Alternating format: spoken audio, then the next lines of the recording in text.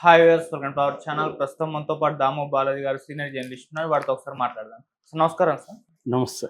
Sir, next Kodali Nani arrest అయ్యే అవకాశం ఉందని చెప్పేసి వార్తలైతే వినిపిస్తున్నాయి. ఆయన కూడా ముందస్తు బెయిల్ కోసం కోర్టుకు వెళ్ళినట్టుగా కూడా తెలుస్తూ ఉంది.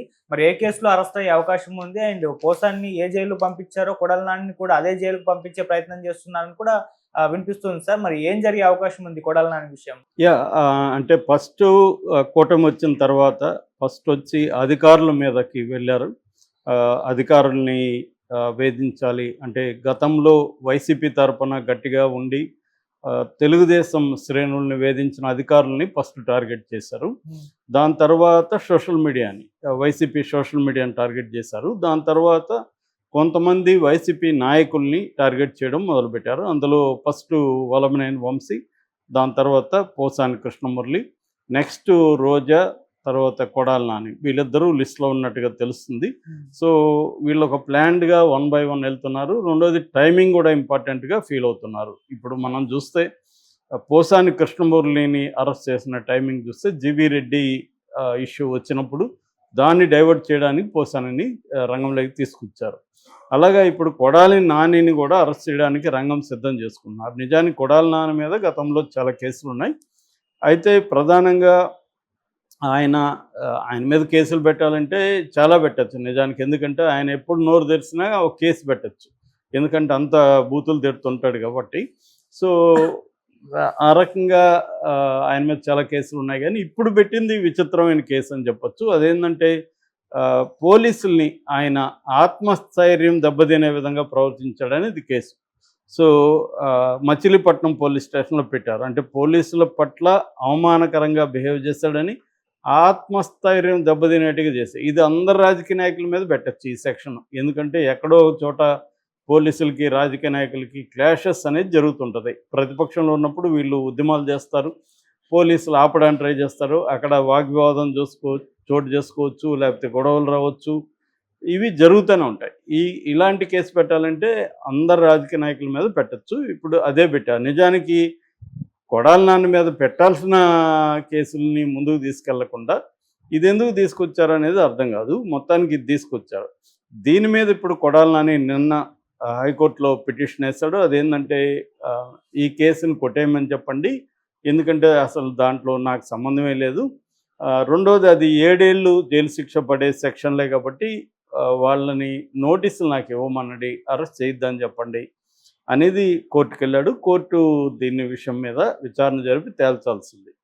కానీ మనం కానీ ఈ కూటమి మోడస్ ఆపరెండే కానీ చూస్తూ వస్తే, అంటే వాళ్ళు ఏ పద్ధతిలో వైసీపీ వాళ్ళ మీద కేసులు పెడుతున్నారు, అరెస్టులు చేస్తున్నారు చూస్తే, హైకోర్టే చాలాసార్లు అనింది కంప్లైంట్ ఒకటి ఉంటే సెక్షన్లో ఒకటి పెడుతున్నారు.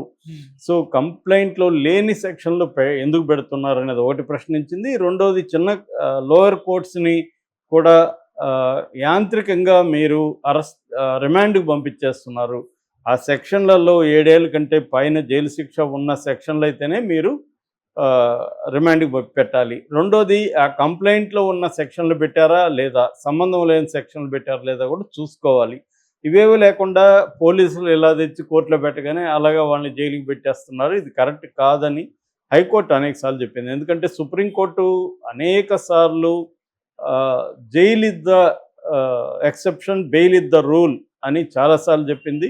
7 ఏళ్ళకు పైన ఉంటే మాత్రమే అరెస్టు చేయాలి, 7 ఏళ్ళకు లోపల ఉంటే పోలీసులు అరెస్ట్ చేయకూడదు, నోటీసులు ఇచ్చి విచారించాలి అనేది కూడా చెప్పింది.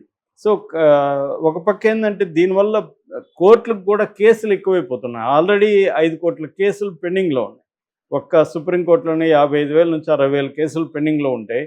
మళ్ళీ ఈ కేసులు రాజకీయ కక్ష సాధింపు వల్ల ఏమవుతుందంటే ఈ కేసులతో నిండిపోతాయి కోర్టులు. దానివల్ల రియల్గా కోర్టుల్లో బాధితులు ఏళ్ల తరబడి ఉంటారు. ఆ కేసులు సాల్వ్ కావట్లేదు. ఇది కూడా మేజర్ ప్రాబ్లం. మనం చూస్తే ఇక్కడైనా ఆంధ్రప్రదేశ్లో చాలా ఎక్కువ, ఇక్కడ కూడా అది మొదలుపెట్టాడు రేవంత్ రెడ్డి. సో తమని విమర్శించే వాళ్ళు, తమని ప్రశ్నించే వాళ్ళని కేసుల మీద పెట్టడం, ప్రతిపక్ష నాయకుల్ని కేసులు పెట్టి ఇరికించడం, సోషల్ మీడియాలో పోస్టులు పెట్టే వాళ్ళని కేసుల్లో పెట్టడం అనేది చేస్తున్నారు. మొన్న కూడా ఒక సెటైర్ వేస్తే కూడా మీరు ఇది శిక్షార్హమా అని కూడా కోర్టు ప్రశ్నించింది. అతను సెటైర్ వేస్తూ పోస్ట్ పెట్టాడు. ఇది నేషనల్ వైడ్గా బీజేపీ కూడా ఇదే చేస్తుంది. జర్నలిస్టులని వేధించడం, ప్రతిపక్షాల మీద కేసులు పెట్టడం. ఆ మధ్య కూడా 193 కేసుల్లో ఈడీ పెట్టిన 193 కేసుల్లో ఓన్లీ 2 మాత్రమే కన్విక్షన్ 10 ఏళ్లలో. అంటే 10 ఏళ్లలో ఈడీ 193 కేసులు పెడితే 2 కన్విక్షన్ పడిందంటే దాన్ని బట్టి అర్థం చేసుకోవచ్చు మనం. ఇవి కేవలం వేధింపుల కోసమే అధికారంలో ఉన్న రాజకీయ పార్టీలు పెడుతున్నాయి.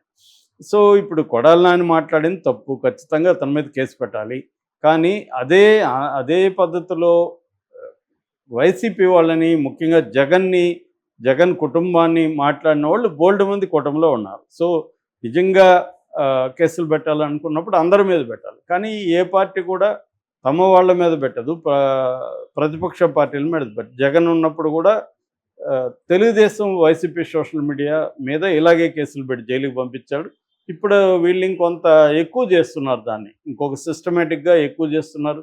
మేబీ దీనికి కూడా ఒక మంత్రిత్వ శాఖ పెడతారేమో అనిపిస్తుంది త్వరలో. ప్రతిపక్షాలను ఎలా వేధించాలనేది ఒక మంత్రిత్వ శాఖ పెట్టుకుంటే ఇంకా బాగుంటుంది. అది అనౌన్స్ చేయలేదు కానీ ఆ పద్ధతిలోనే జరుగుతుంది. వెరీ ఆర్గనైజ్డ్గా జరుగుతుంది. కొంతమందిని కేసులు పెట్టడం, వాళ్ళని కోర్టుకు ప్రొడ్యూస్ చేయకుండా పోలీస్ స్టేషన్లు పెట్టుకొని కొట్టడం, తిప్పించడం చేస్తున్నారు.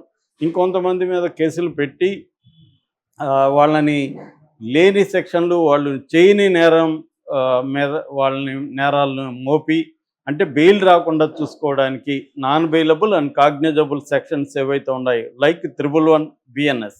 111 BNS అనేది క్రిమినల్ ఆర్గనైజేషన్లో లేదా ఆర్గనైజ్డ్ క్రైమ్ సిండికేట్లో మెంబర్గా ఉండే వాళ్ళ మీద పెడతారు. ఇప్పుడు పోసాని మీద అదే పెట్టారు. ఇప్పుడు కొడాలి నాని పరిస్థితి కూడా అదే. కొడాలి నానికి తెలియదు అంటే ఖచ్చితంగా తెలిసే ఉంటుంది, అతను ప్రిపేర్ అయిపోయి ఉంటాడు. ఎందుకంటే కొడాలి నాని 4 సార్లు ఎమ్మెల్యేగా గెలిచాడు, 2 సార్లు తెలుగుదేశం 2004లో ఆయన తెలుగుదేశంలో వచ్చాడు. వాళ్ళది రాజకీయ ఫ్యామిలీ. అర్జున్ రావు అని వాళ్ళ నాన్న రాజకీయాల్లో ఉండేవాళ్ళు, రాజకీయ ఫ్యామిలీ.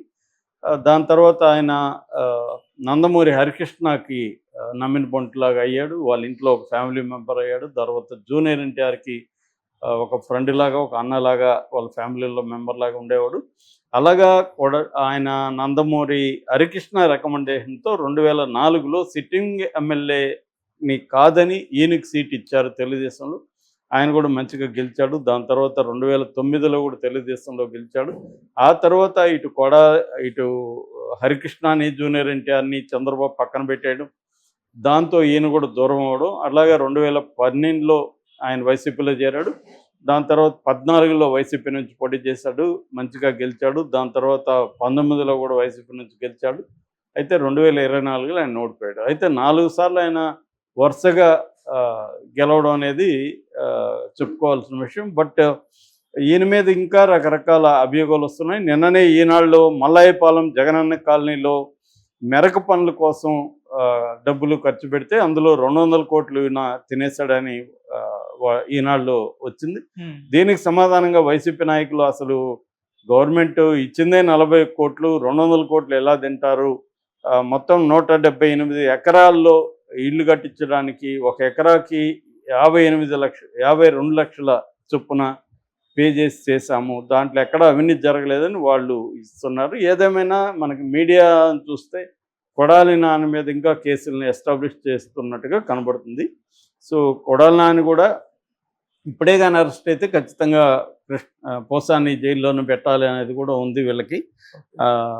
సో ఏదేమైనా ఒకసారి అరెస్ట్ అయితే మాత్రం కొడాలి నాని కూడా త్వరగా అయితే ఆయనకి బెయిల్ రాయి వరుసగా ఇంకా కేసులు పెడుతూనే ఉంటారు.